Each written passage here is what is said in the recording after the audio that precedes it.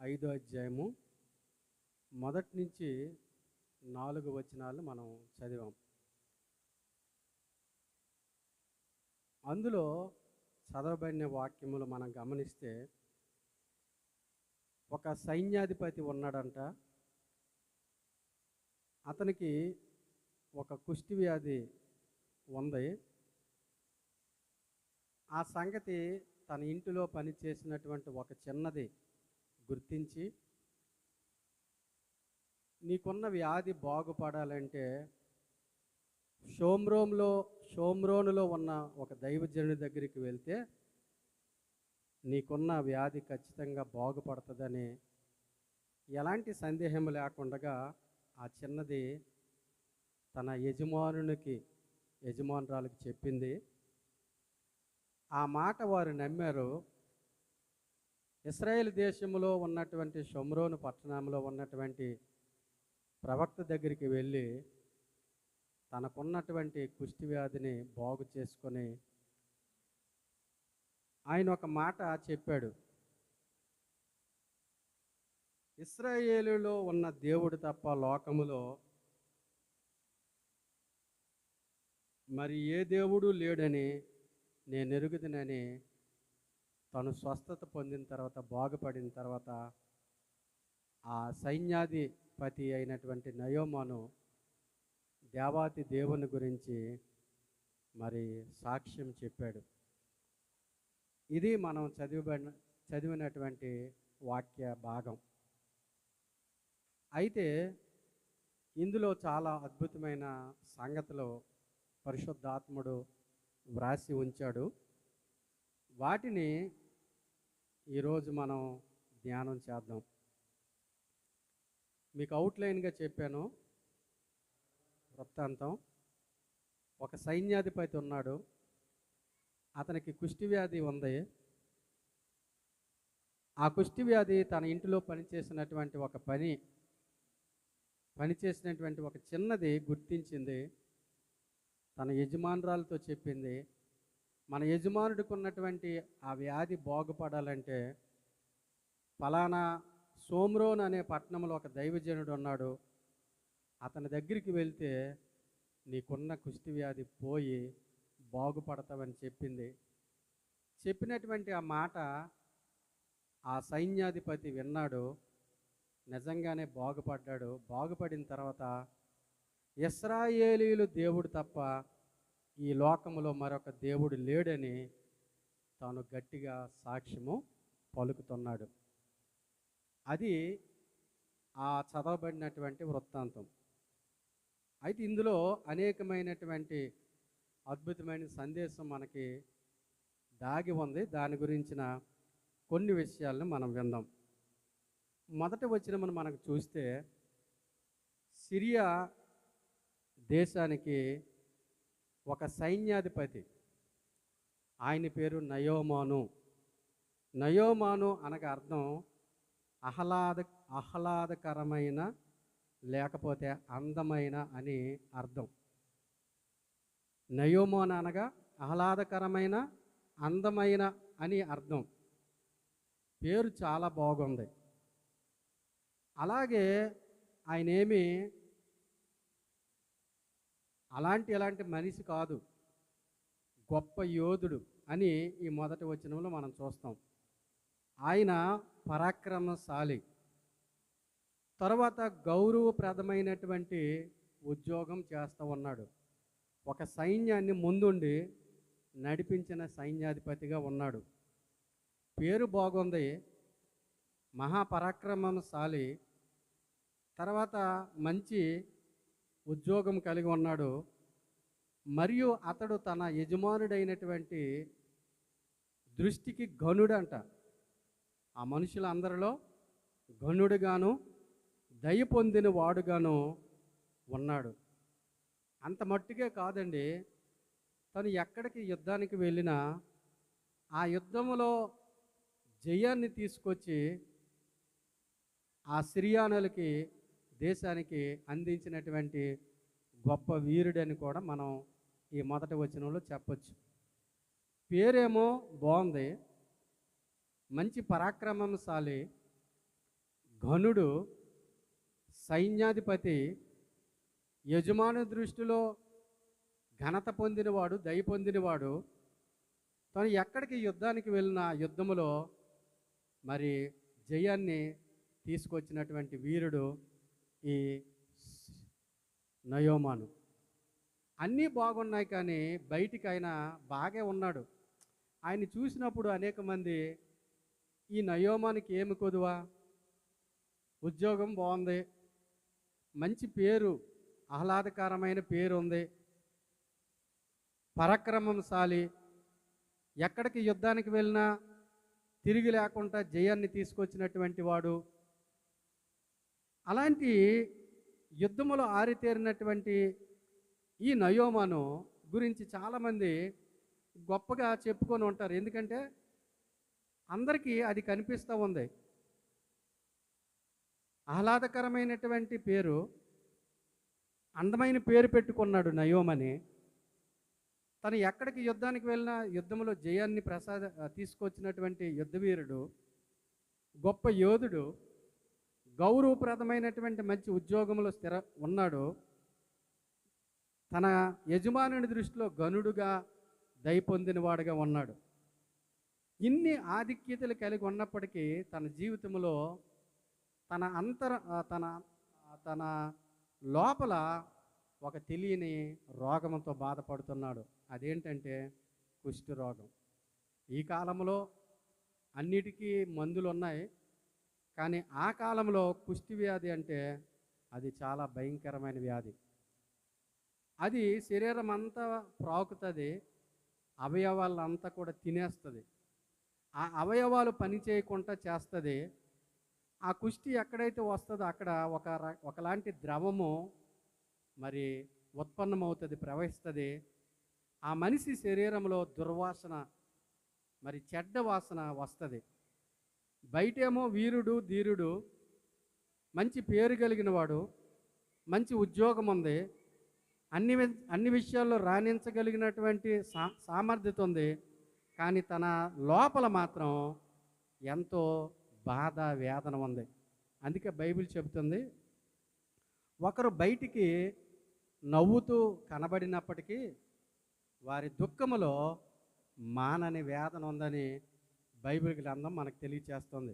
ఈ మాటలు వింటున్న ఓ సహోదరి, సహోదరుడా, బయట నువ్వు బాగా ఉండొచ్చు, బయట నీ పరిస్థితులన్నీ కూడా మంచిగానే కనిపించవచ్చు, కానీ నీ లోపల ఎన్నిసార్లు కుమిలిపోయావో, ఎన్నిసార్లు వేదన పడ్డావో, ఎన్నిసార్లు మదన పడ్డావో, ఎన్నిసార్లు ఎక్కి ఎక్కి ఏడ్చావో, అది ఆకాశమందు ఉన్న దేవుడికి తప్ప మరి ఎవరికి కూడా తెలీదు. బయటేమో నయోమాను మంచి ఉద్యోగం ఉంది, మంచి వీరుడు, సూర్యుడు, ఘనుడు, యజమానుని దృష్టిలో దయ పొందినవాడు, ఇన్ని ఆధిక్యతలు కలిగినటువంటి వ్యక్తి లోపల అంతర్భాగంలో మానని వేదన తనని తలుచు బాధిస్తూ ఉంది.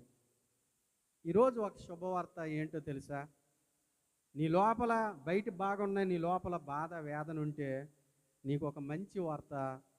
యేసయ్య దగ్గరికి ఎవరైతే వస్తారో నీ దుఃఖమును సంతోషంగా మార్చే దేవుడు. దేవునికి మహిమ కలుగును గాక. అలాంటి బాధలో ఉన్నటువంటి ఈ నయోమానుని ఒక చిన్నది ప్రవక్త దగ్గరికి తీసుకొచ్చింది. ఆ ప్రవక్త ఆ యజమానుని, ఆ నయోమానికి ఉన్న కుష్టిని తొలగించాడు. అప్పుడు ఆ నయోమాను అంటున్నాడు, ఇశ్రాయేలీయులు దేవుడు తప్ప ఈ లోకంలో మరొక దేవుడు లేడు అని చెప్తూ ఉన్నాడు. అయితే ఈ యొక్క సన్నివేశంలో ఒక చిన్నది పాత్ర చాలా ప్రాముఖ్యంగా మనకు కనిపిస్తుంది. ఇంతకీ ఆ చిన్నది ప్రవర్తించిన రీతు, తను కనపరిచినటువంటి ఆ విధానం, తను సాహసించిన సాహసం ఏంటో కొన్ని మాటలు బైబిల్ గ్రంథంలో నుంచి మనం చూద్దాం. మొట్టమొదటిగా ఈ చదవబడిన 4 వచనాల్లో మరి 3 వచనాలు మాత్రమే ఆ ఇశ్రాయేలు చిన్నదాని గురించి మనం వింటాం. చూడండి, గమనించండి ప్రియులరా. ఆమె తల్లిదండ్రుల గురించి కానీ, ఆమె పుట్టు పూర్వత్ర వాళ్ళ గురించి కానీ వ్రాయబడలేదు. ఆమె పేరు కూడా వ్రాయబడలేదు, కానీ ఆమె ఇశ్రాయేలు చిన్నదని మాత్రమే ప్రస్తావించబడింది. ఇంతకీ ఆ చిన్నది చేసినటువంటి ఆ ధైర్య సాహసం ఏంటి? ఆ చిన్నది చేసినటువంటి కనపరిచిన ఆ ఆ యొక్క ఆ సాహసం ఏంటో కొన్ని మాటలు మనం చూద్దాం. మొట్టమొదటిగా ఈ చిన్నదాని గురించి మనం గమనిస్తే, ఈ చిన్నది ఏది విన్నదో అదే చెప్పింది. ఈ చిన్నది ఏది విన్నాదో అదే చెప్పింది. మీరు బాగా వినండి. ఇశ్రాయేలు ప్రజలకి మోసే ద్వారా, మోసే నాయకుని ద్వారా ఇశ్రాయేల్ ప్రజా జనాంగానికి ఒక ధర్మశాస్త్రాన్ని దేవుడిచ్చాడు. ఇచ్చినప్పుడు ఆ ధర్మశాస్త్రాన్ని ఇశ్రాయేలు ప్రజలందరూ కూడా తూచా తప్పకుండా పాటించమని దేవుడు చెప్పాడు. దేవుడిచ్చినటువంటి ఆ ధర్మశాస్త్రాన్ని దేవుని ప్రజలైన వారందరూ కూడా పాటిస్తూనే ఉన్నారు. అదే క్రమంలో ద్వితీయోపదేశకాండం 6వ అధ్యాయము మనం చూస్తే అక్కడ మరి కొన్ని మాటలు మనం చూస్తాం. 4వ వచనం నుండి, ఇశ్రాయేలీయులు వినుము, మన దేవుడైన యెహోవా అద్వితీయుడగు యెహోవా నీ పూర్ణ హృదయముతో, నీ పూర్ణ ఆత్మతో, నీ పూర్ణ శక్తితో నీ దేవుడైన యెహోవాను ప్రేమింపవలను. వారికి దేవుడు మోసే నాయకత్వంలో ధర్మశాస్త్రాన్ని ఇచ్చాడు. ఆ ధర్మశాస్త్రంలో నీవు ఇలాగ పాటించాలని వ్రాయబడి ఉంది. నేడు నేను నీకు ఆజ్ఞాపించిన ఈ మాటలు నీ హృదయంలో ఉండవలను. నీవు నీ కుమారులకు వాటిని అభ్యసింపచేసి నీ ఇంట చదువమ్మ.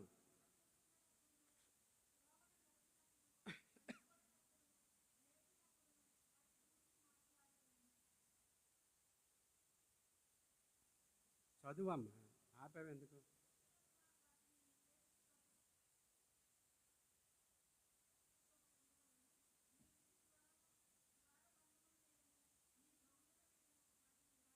చాలమ్మ. దేవుడు మోసే నాయకత్వంలో ఇశ్రాయేల్ ప్రజలకి ధర్మశాస్త్రాన్ని ఇచ్చాడు.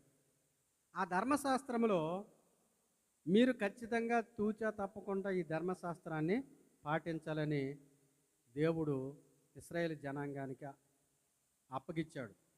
అందులో ఏమని వ్రాయబడిందంటే, నేడు నేను నీకు ఆజ్ఞాపించిన నీ మాటలు, ఈ మాటలు నీ హృదయంలో ఉంచుకో. నీవు నీ కుమారులకు వాటిని అభ్యసింప చేయాలి. నీవు ఇంట ఉన్నప్పుడు, నీవు త్రోవలో నడిచినప్పుడు, నీవు పండుకున్నప్పుడు నీవు వాటిని చేతికి కట్టుకొనుము. నీ కన్నులకు నడుమ బాసిక వలె ఉండవలెను.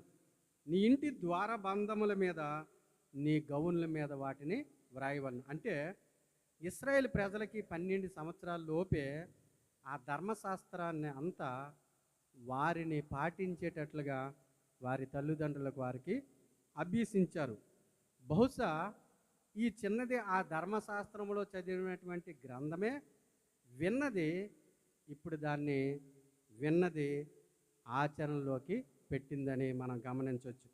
అంతమట్టుగా కాదు, మరి పాత నిబంధన కాలంలో ఒక ప్రవక్తలు మరి షూనేమీరాలు మీద కుమారును మరణం అయినప్పుడు ఒక ప్రవక్త బ్రతికించినట్టుగా కూడా ఈ చిన్నది విని ఉండొచ్చు.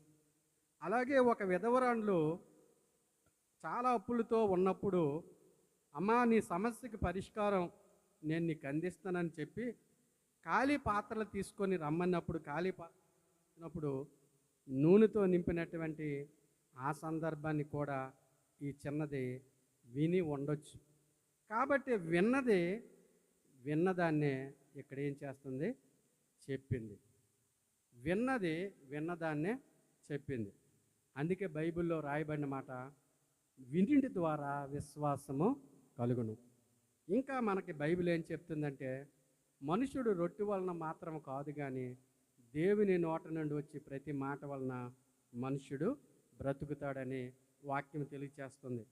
1 యోహాను పత్రిక 1:1 వచనంలో చూస్తే, 1 అధ్యాయం 1వ వచనంలో చూస్తే యోహాను భక్తుడు ఈ విధంగా అంటున్నాడు, మేమేది వింటిమో, కన్నులారా ఏది చూచిమో, ఏది నిదానించి చూచితమో అది మీకు తెలియచేయుచున్నాము.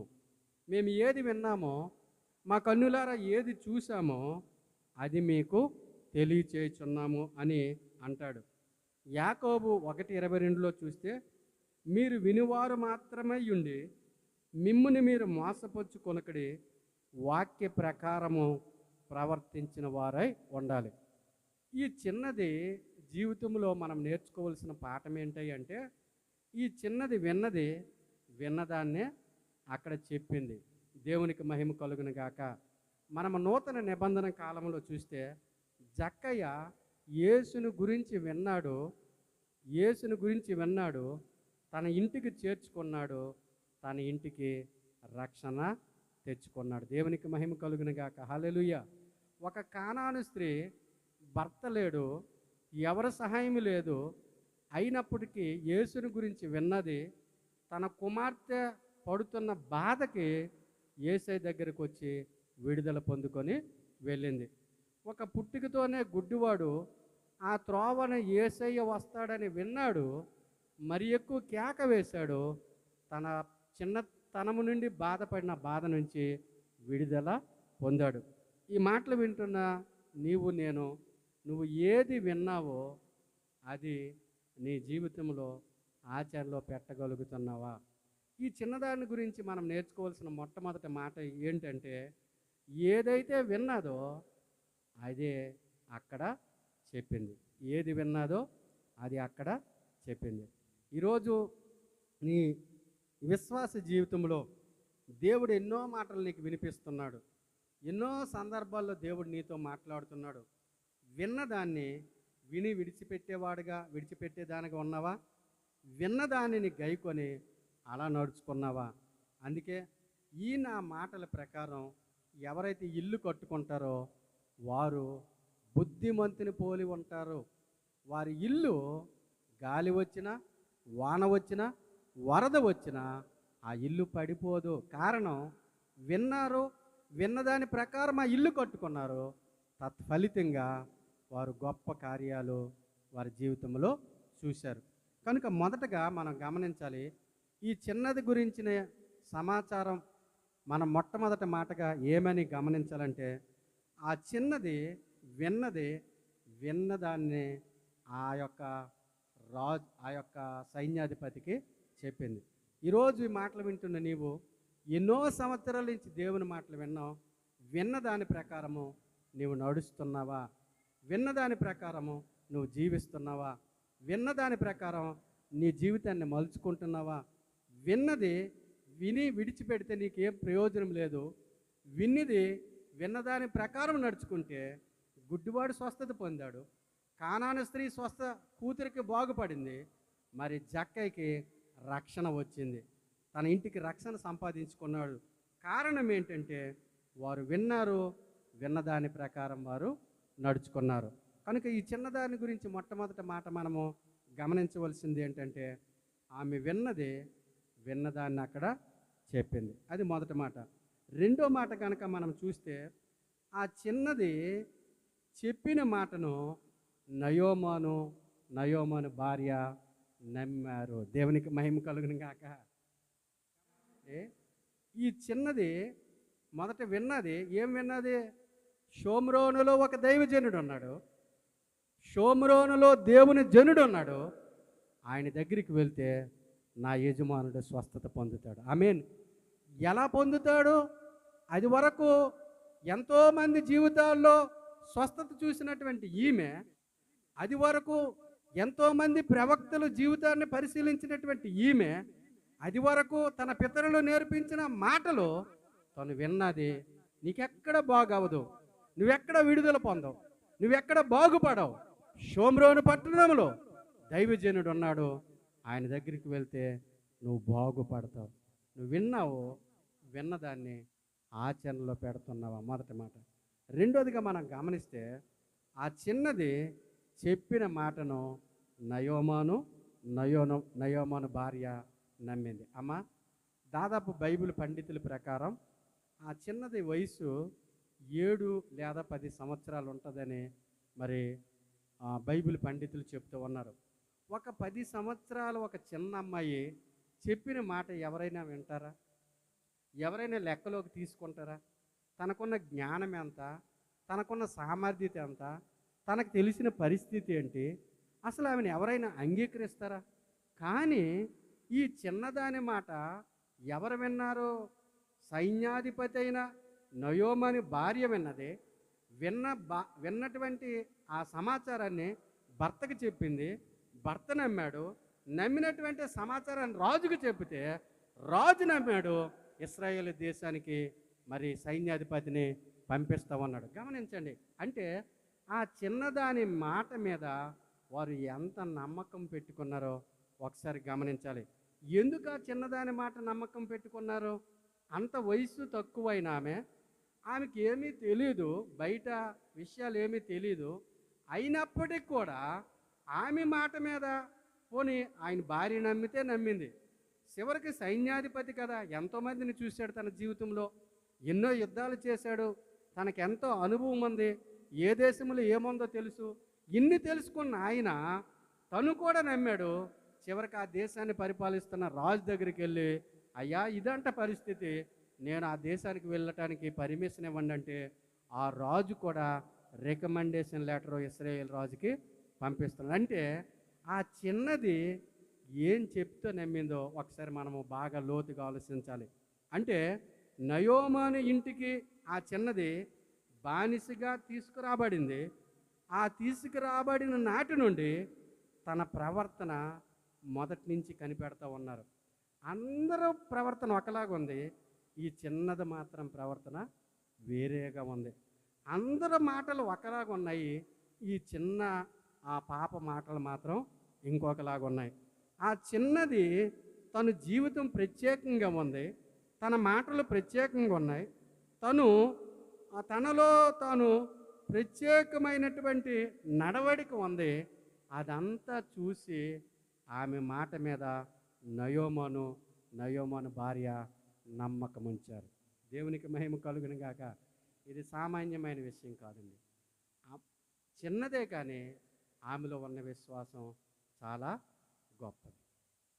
వయసులో చిన్నదే, కానీ ఆమె ప్రదర్శించిన రీతి మాత్రం చాలా గొప్పది, చాలా పెద్దది. చూడండి, ఆ చిన్నది చెప్పినటువంటి మాటలు నయోమాను భార్య విన్నది, నయోమాను విన్నాడు. వినటం వల్ల ఏం జరిగింది? స్వస్థత కలిగింది. దేవునికి మహిమ కలుగును గాక, దేవునికి మహిమ కలుగును గాక.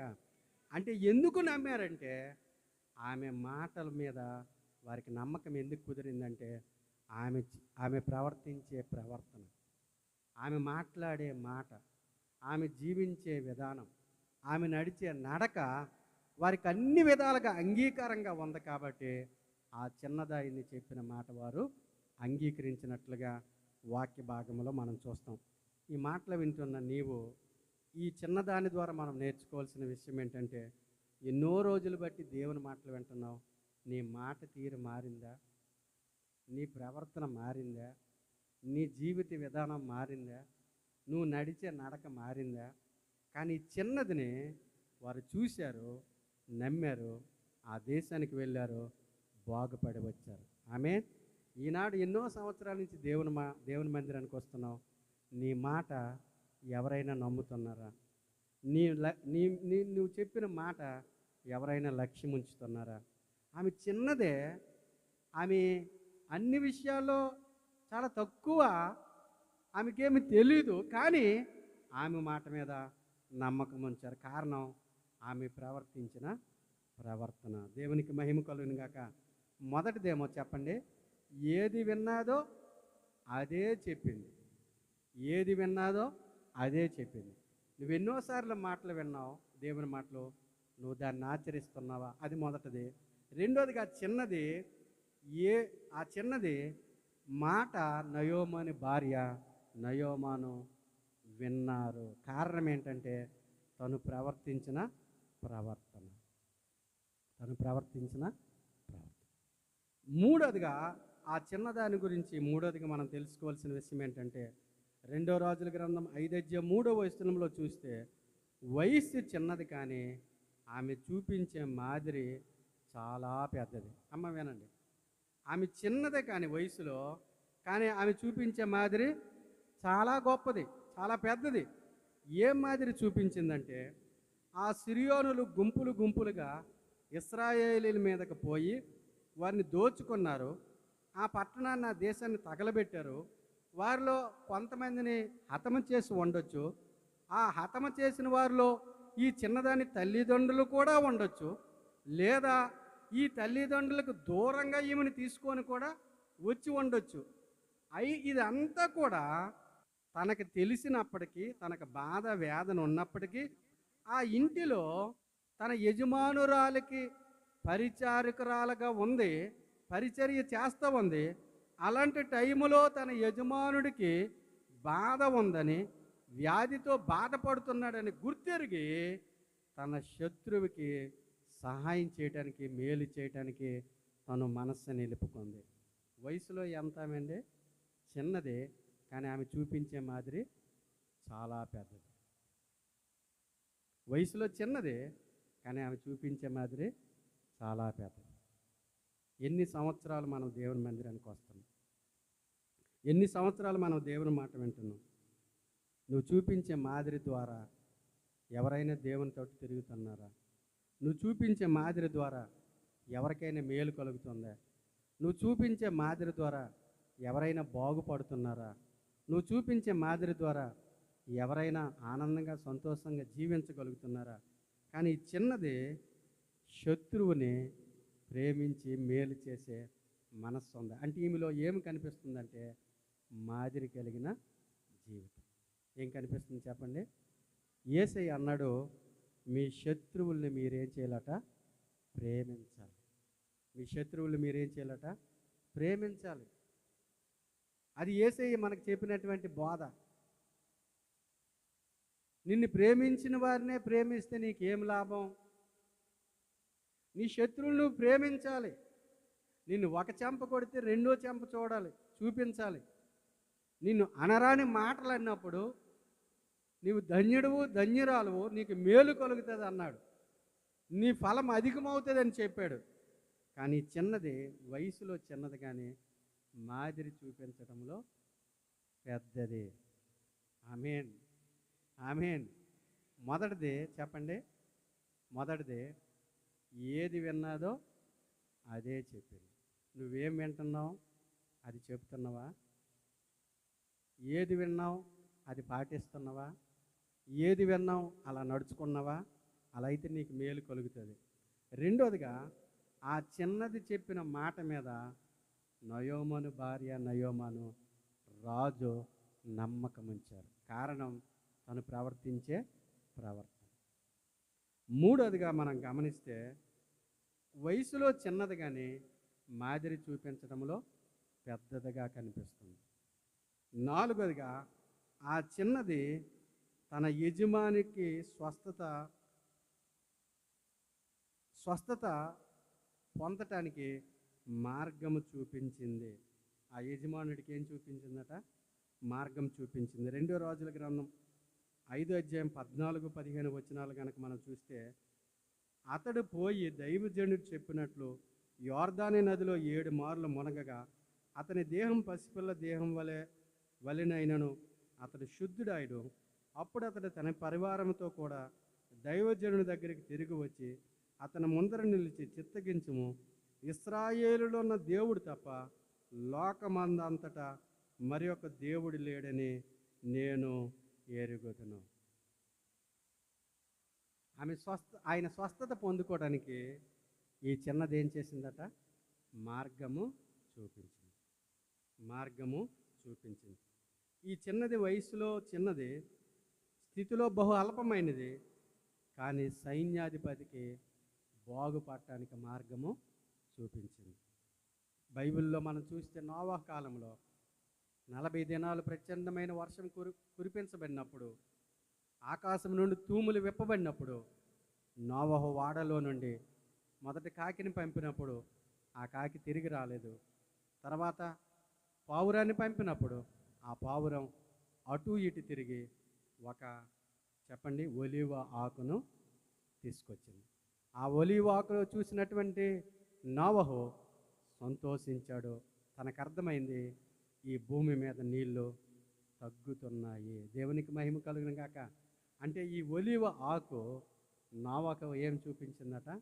దారి చూపించింది. ఏం చూపించిందండి? దారి చూపించింది. అందుకే ప్రభు అంటున్నాడు, మీరు ఈ లోకానికి వెలుగు అన్నాడు. మీరు లోకములో వెలుగైతే ఆ వెలుగు యొద్దకు అనేక మంది ఆకర్షించబడతారు. మరలా యేసయ్య అన్నాడు, మీరు లోకానికి ఉప్పై ఉన్నారు.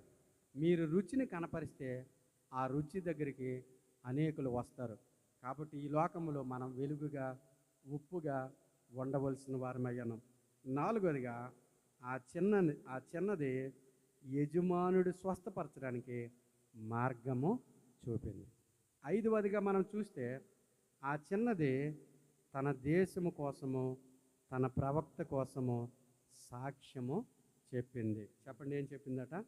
సాక్ష్యం చెప్పింది. మొదటి రాజుల గ్రంథం క్షమించండి, 2వ రాజుల గ్రంథం 5:3 చూస్తే, అది షోమ్రోనులో ఉన్న ప్రవక్త దగ్గర నా ఏలునవాడు ఉండవలనని నేను ఎంతో కోరుచున్నాను.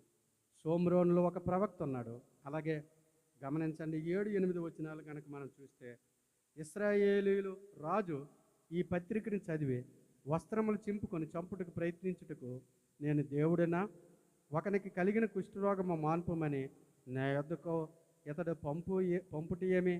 నాతో కలహమునకు కారణము అతడు ఎట్లో వెతుకుచున్నాడో మీరు ఆలోచించుడనెను. ఇశ్రాయేలు రాజు తన వస్త్రములు చింపుకొని సంగతి దైవజనుడు ఎలీషాకు వినబడినప్పుడు, అతడు, నీ వస్త్రములు ఎందుకు చింపుకుంటివి? ఇశ్రాయేలు ప్రవక్త ఉన్నాడని అతనికి తెలియబడినట్లు అతని నా యొద్దకు రానిమ్మని రాజుకు వర్తమానము తెలియచేసి. అంటే ఈ మాటల్లో మనకేం కనిపిస్తుందంటే, ఆ దేశాన్ని పరిపాలిస్తున్నటువంటి ఇశ్రాయేల్ రాజు ఉన్నాడు. ఇప్పుడు ఆ రాజుకి ఆ దేశంలో ఉన్నటువంటి, ఆ పట్టణంలో ఉన్నటువంటి ప్రతి ఒక్కరి పరిస్థితి రాజుకి బాగా తెలిసి ఉండాలి. ఆయన దగ్గర డేటా మొత్తం ఉంటుంది. కానీ ఈ రాజు మాత్రం ఆ పట్టణంలో ఉన్న దైవజనుని ప్రవక్తని గ్రహించలేని పరిస్థితిలో ఉన్నాడు, గుర్తించలేని పరిస్థితిలో ఉన్నాడు. కానీ ఈ చిన్నది మాత్రం మన దేశంలో ఆ షోమ్రోను పట్టణంలో ఒక దైవజనుడు, ఒక ప్రవక్త ఉన్నాడు. ఆయన దగ్గరికి వెళ్తే నీకున్న రోగము పోతుందని తన దేశం కోసం, తన ప్రవక్త కోసం, తన దేవుని కోసం సాక్ష్యము చెప్పింది. ప్రియులరా, గమనిస్తే మనము ఈ చిన్నది ఆ ప్రవక్తను గుర్తించింది. తన దగ్గరికి వెళ్తే తన యజమానుడు బాగుపడతాడని ఆమె రూఢిగా నమ్మింది. ఈనాడు చాలామంది భార్యలు చెప్తున్న మాట ఏంటంటే, నా భర్త సరైన వాడు కాదు. చాలామంది భర్తలు చెప్తున్నటువంటి మాట భార్యల గురించి, నా భార్య సరైనది. తల్లిదండ్రులు పిల్లల గురించి చెప్తున్న మాట, మా పిల్లలు మా మాట వినట్లేదు. అలాగే గమనిస్తే, కానీ ఈ భార్య అంటది ఇతరుల భర్త గురించి చెప్తుంది, ఆయనైతే తన భార్యను అలా చూసుకుంటున్నాడు, ఈయనైతే ఇలాగా ఆమెని చూసుకుంటుంది, కానీ నీవు మాత్రం నన్ను సరిగా చూసుకో. భర్త అంటాడు, ఆమె అలాగా ప్రవర్తిస్తుంది, ఈమె ఇలాగ మంచిగా తన భర్తని గౌరవిస్తుంది, నీవు నన్ను గౌరవించట్లేదు, లోబడట్లేదని భర్త భార్య గురించి చెప్తాడు. తల్లిదండ్రులు పిల్లల కోసం, ఈ పిల్లలు ఫలానా పక్క వారి పిల్లలు చూడండి, వారు చాలా ఉన్నతంగా ఉన్నారు, గొప్పగా ఉన్నారు, వారు అన్ని విషయాల్లో రాణిస్తున్నారు, మీరు మాకు బాధను కలిగిస్తున్నారని పిల్లల గురించి తల్లిదండ్రులు చెప్పిన మాటలు మనం చూస్తాం. పిల్లలు తల్లిదండ్రులు వేరొక తల్లిదండ్రులు చూపి, ఆ తల్లిదండ్రులు పిల్లలకు అన్నీ కొనిపెడుతున్నారు, ఆ తల్లిదండ్రులు పిల్లలకు అన్నీ సమకూర్చారు, మీరు మాకు ఏమీ ఇవ్వలేదని పిల్లలు తల్లిదండ్రుల గురించి చెప్తున్న మాటలు మనం వింటాం. అంటే తన సొంత భర్త కొరకు తను చెప్పలేని ఒక భార్యగా ఉంది. తన భర్త, తన సొంత భార్య కోసం చెప్పలేని ఒక భర్తగా ఉన్నాడు. తన సొంత పిల్లల కోసం తల్లిదండ్రులు చెప్పలేని ఒక తల్లిదండ్రులుగా మిగిలిపోయారు. వారి గురించి వీరి గురించి చెప్తున్నారు, కానీ వారి సొంత ఇంట్లో ఉన్న మనుషుల గురించి సాక్ష్యము చెప్పలేకపోతున్నారు. తను పడిన కష్టం, నీ కొరకు ప్రయాసపడిన ప్రయాసం, నీ కొరకు శ్రద్ధ చూపించిన శ్రద్ధ, నీ పట్ల ఉన్న ప్రేమ, నీ పట్ల చేసిన త్యాగాన్ని అప్పుడే మరిచిపోయావు. ఎవరెవరి గురించో చెప్తున్నావు. అందుకే కానీ ఈ చిన్నది మాత్రం తన దేశం గురించి సాక్ష్యం చెప్తుంది, తన యజమానుడి గురించి సాక్ష్యము చెప్తూ ఉంది. దేవునికి మహిమ కలుగును గాక. చాలామంది చూడండి, వారిల్లు వారు కట్టుకున్నప్పుడు వారిల్లు కట్టుకోవడానికి వారు ముందుకు రారు, కానీ ఎవరో పక్కిల్లు కడితే ఆ ఇంటికి కట్టడానికి వీరు పూనుకుంటారు. కొంతమంది వారింట్లో పెళ్లి జరిగితే ఆ పెళ్లి పనులు పట్టించుకోరు, కానీ ఎవరో పక్కింట్లో పెళ్లి జరిగితే ఆ పనుల మీద పెద్ద మనుషుల్లాగా తయారవుతారు. చూడండి, ఒక కంపెనీ వాడు తన కంపెనీ బాగుందని అనేకులకి ప్రచారం చేస్తూ ఉన్నాడు. ఒక వ్యాపారి తన వ్యాపారాన్ని గురించి ప్రచారం చేస్తూ ఉన్నాడు. ఒక వస్తువు అమ్మినవాడు తన వస్తువు చాలా బాగుంది, అది మీకు అన్ని విధాలుగా మన్నికగా ఉంటుందని తన వస్తువు గురించి ప్రచారం చేస్తున్నాడు. ఒక స్కూల్ యాజమాన్యం, ఒక కాలేజీ యాజమాన్యం ఆ కాలేజీ గురించి, ఆ స్కూల్ గురించి వారు ప్రచారం చేస్తూ ఉన్నాడు. ఒక మెడిసిన్ అమ్మినవాడు, తయారు చేసినవాడు, మా దగ్గర మెడిసిన్ కొనండి మీకున్న రోగం పోతుందని తన మెడిసిన్ గురించి ప్రచారం చేస్తూ ఉన్నాడు. ఇలాగే ఈ లోకంలో వారి గురించి వారు ప్రచారం చేస్తున్నారు, కానీ నీవు నేను మాత్రం మరి మన దేశం కోసం, మన యొక్క ప్రవక్త కోసం మనం ప్రచారం చేయలేని వ్యక్తులుగానే మిగిలిపోయాం. కారణం ఏంటంటే ఆ రాజు గుర్తించలేడు ఆ పట్టణంలో దైవజనుడు ఉన్నాడని. ఆ పట్టణంలో దైవజనుడు ఉన్నాడు, ప్రవక్త ఉన్నాడు, ఆయన దగ్గరికి వెళ్తే బాగుపడతాడని ఒక చిన్నది గ్రహించింది. చూసారా, నీవు దేవుని గురించి సాక్ష్యం చెప్తున్నావా? నీ సంఘం గురించి సాక్ష్యం చెప్తున్నావా? నీ సేవకుని గురించి సాక్ష్యము చెప్తున్నావా? మన జీవితంలో ఎన్నో మేలులు పొందావు. మన జీవితంలో నువ్వు ఎన్నో ఉపకారాలు పొందావు. నీ జీవితంలో ఎన్నోసార్లు మంచం మీద పడినప్పుడు దేవుడు నిన్ను బాగు చేశాడు. నీ జీవితంలో భయంకరమైన పేద స్థితి నువ్వు అనుభవించినప్పుడు ఒక ఉన్నతమైన స్థితికి దేవుడు తీసుకొచ్చాడు. దాని గురించి నువ్వు ఎప్పుడైనా నీకు తెలిసిన వారితో, నువ్వు పనిచేసిన వారి దగ్గర, నీ ఇరుగు పొరుగు వారితో ఎప్పుడైనా నీ దేవుని గురించి, నీ సంఘం గురించి, నీ సేవకుల గురించి చెప్పావా? ఒకప్పుడు నేను బాధలో ఉన్నప్పుడు నా దేవుడు నా ప్రార్థన ఆలకించాడు. ఒకప్పుడు నేను అస్వస్థత ఉన్నప్పుడు దేవుడు నన్ను స్వస్థపరిచాడు. ఒకప్పుడు అట్టడుగు స్థితిలో ఉన్నప్పుడు దేవుడు నా మొర్ర ఆలకించి నన్ను ఉన్నతమైన స్థితికి తీసుకొచ్చాడు. నా కుటుంబం చెల్లా చెదిరైపోయినప్పుడు నేను దేవుని మందిరానికి వెళ్ళినప్పుడు దైవజనుడు వాక్యం విన్న తర్వాత నా కుటుంబం కట్టబడిందని ఎప్పుడైనా సాక్ష్యం చెప్తున్నావా? కానీ చిన్నది తన దేశం కోసం, తన ప్రవక్త కోసం సాక్ష్యము చెప్పింది. చెప్పండి, చిన్నది ఏం చేసిందట? తన దేశం కోసం, తన ప్రవక్త కోసం. ఆ దేశంలో ఉన్న దైవజనుడు మాత్రం గుర్తించలేకపోయాడు, కానీ ఆ దేశంలో ఉన్న చిన్నది మాత్రం గుర్తించింది. దేవునికి మహిమ కలుగును గాక. నీవు నేను సాక్ష్యము చెప్పే వ్యక్తిగా మనము తయారవుదుము గాక. హల్లెలూయా. మొదటిది చెప్పండి, ఏది విన్నాదో అదే చెప్పింది. నువ్వెన్నో మాటలు విన్నావు, దాని ప్రకారం నీ కుటుంబాన్ని కట్టుకుంటున్నావా? ఒకసారి ఆలోచించు. రెండోదిగా మనం గమనిస్తే ఆ చిన్నది చెప్పిన మాట మీద వారు లక్ష్యం ఉంచారు, నమ్మారు. కారణం ఏంటంటే ఆ చిన్నది ప్రవర్తించిన తీరు, ఆ మాట్లాడే విధానం, ఆమె జీవించే జీవితం ఆ చిన్నది చెప్పిన మాట మీద వారు కాదనలేకపోయారు. చివరికి ఫలితం ఏమైందంటే ఆ నయోమానికి ఉన్న కుస్తీ నుండి విడుదల పొందాడు. మూడోదిగా చూస్తే వయసులో చిన్నది, కానీ ఆమె చూపించిన మాదిరి చాలా పెద్ద. నీకు వయసు చాలా వచ్చింది, నీకు వయసు, నువ్వు వయసులోకి వచ్చావు, వయసు దాటి చాలా వయసు వచ్చింది, నీకు ఇలాంటి మాదిరి నీకు ఉందా?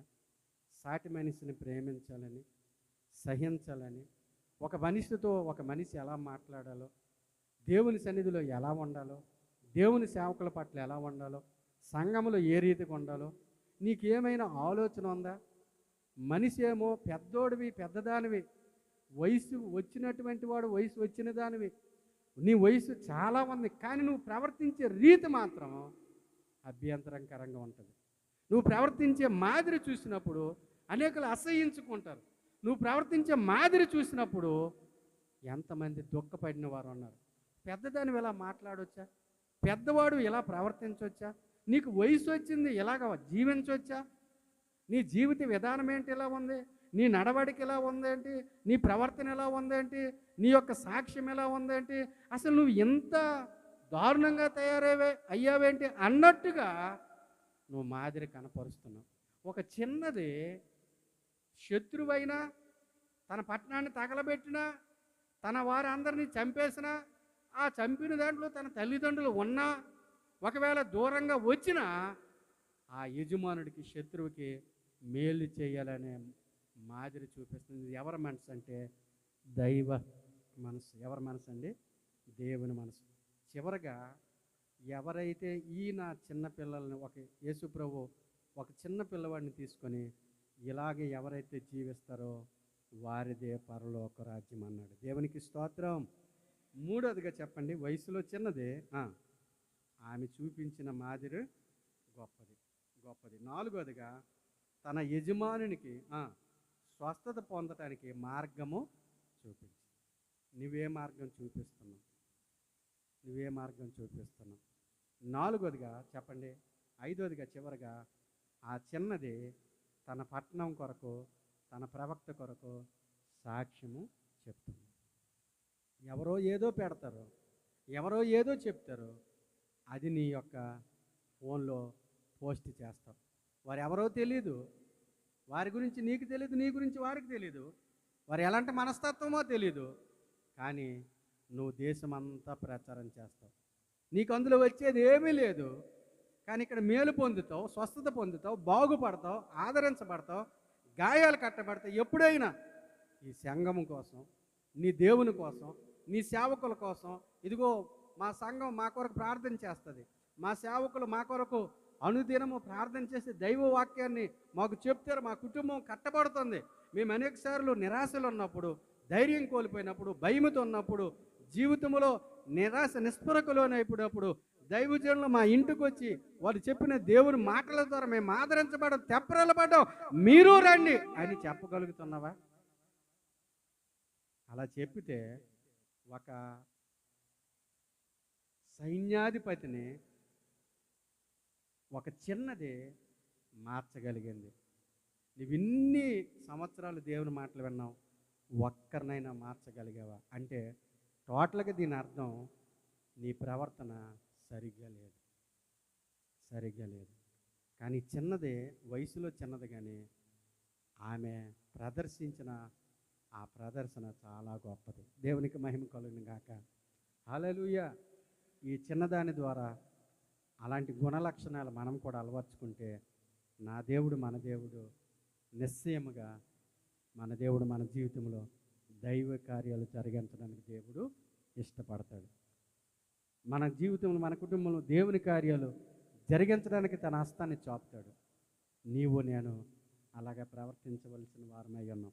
ఎన్నో మాటలు వింటున్నావు దేవుని మాటలు. ఒక కానాను స్త్రీ వెళ్ళింది, యేసయ్య గురించి విన్నది, అక్కడికి వెళ్తే నేను బాగుపడతాను, అక్కడికి వెళ్తే నా కుమార్తె విడుదల పొందుతుందని విన్నదాన్ని ఆచరణలో పెట్టింది, తన కుటుంబంకి సంతోషంగా వెళ్ళింది. ఆమెన్. చిన్నప్పటి నుంచి గుడ్డితనంతో బాధపడుతున్నాడు, యేసుని గురించి విన్నాడు, ఈ త్రోవ పక్కన వస్తాడని కేక వేశాడు, గొప్ప విడుదల పొందుకున్నాడు. ఈ మాటలు వింటున్నా నీవు నేను. జక్కయ్య యేసయ్య గురించి విన్నాడు, త్వరగా పరిగెత్తి మేడి చెట్టు ఎక్కాడు, ఆయన్ని తన ఇంటికి ఆహ్వానించాడు. ఇతడు కూడా అబ్రహాము కుమారుడే, నేడు నీ ఇంటికి రక్షణ వచ్చిందని ఆ గొప్ప ఆధిక్యతను పొందుకోగలిగాడు. కారణం విన్నాడు, విన్న దాని ప్రకారం తాను ప్రవర్తించాడు. నీవు ఈ మాటలు వింటున్నావు, అలాగే నువ్వు జీవిస్తే ఈ నా మాటల ప్రకారం ఎవరైతే ఇల్లు కట్టుకుంటారో వాన వస్తుంది, వరద వస్తుంది, గొప్ప తుఫాను ఆ ఇంటి మీద కొట్టగా ఆ ఇల్లు పడిపోదే. కారణం ఏంటంటే ఆ ఇల్లు యేసయ్య పునాది మీద కట్టబడింది, దేవుని మాటల మీద కట్టబడింది. నీవు నేను అలా కట్టుకుంటామా? మరి మూడోదిగా మనం చూస్తే ఆ చిన్నది మాదిరి చూపించిన చిన్నదిగా ఉన్నది. నీ మాటల ద్వారా మాదిరి ఎవరైనా చూపించగలుగుతున్నావా? నువ్వు నడిచే నడక ద్వారా ఎవరైనా మాదిరిగా ఎంచుకుంటున్నారా? నీ యొక్క ప్రవర్తన ద్వారా ఎవరైనా మాదిరిగా ఎంచుకుంటున్నారా? నువ్వు జీవించే జీవిత విధానం ద్వారా నీ పక్కవారో, నీ సంఘములో, నీ సమాజంలో ఎవరైనా నిన్ను మాదిరిగా చూస్తున్నారా? కానీ చిన్నదే ఆమె ప్రవర్తించే ప్రవర్తన ద్వారా, ఆమె చూపించే ఆ ప్రత్యేకమైన జీవితం ద్వారా ఆమెని మాట నమ్మారు, విడుదల పొందారు. దేవునికి మహిమ కలుగును గాక. నాలుగోదిగా ఒక మార్గము చూపించింది. ఒక మార్గము చూపించింది. నువ్వు మార్గము చూపించే వ్యక్తిగా ఉన్నావా? మార్గమును తప్పించే వ్యక్తిగా ఉన్నావా? ఒకసారి ఆలోచించాలి. ఐదోదిగా ఆ చిన్నది తన దైవజనుడి కోసం, తన పట్టణం కోసం సాక్ష్యము చెప్పింది. ఎప్పుడైనా నువ్వు సాక్ష్యం చెప్పావా? చెబుతున్నావా? నా దేవుడు నన్ను బాగు చేశాడు, నిన్ను బాగు చేస్తాడు రా. నా దేవుడు నా కుటుంబాన్ని కట్టాడు, నీ కుటుంబాన్ని కడతాడు రా. నా దేవుడు నన్ను ఆదరించాడు, నిన్ను ఆదరిస్తాడు రా. నా దేవుడు చెల్లాచెదురైపోయినటువంటి మా జీవితాలని ఒక ఉన్నతమైన స్థితిలోకి నిలబెట్టాడు, నిన్ను నిలబెడతాడు రా అని నువ్వు చెప్పావా? ఏదో చెప్తావు, ఎవరి గురించే చెప్తావు, ఏదేదో మాట్లాడుతావు. కానీ నీ సంఘం కోసం, నీ దేవుని కోసం, నీ సేవకుని కోసం నువ్వు చెప్పగలుగుతున్నావా? ఈరోజైనా మన మనసు మార్చుకొని చెప్పగలిగితే నా దేవుని కార్యాలు నీ జీవితంలో కూడా జరుగుతాయి.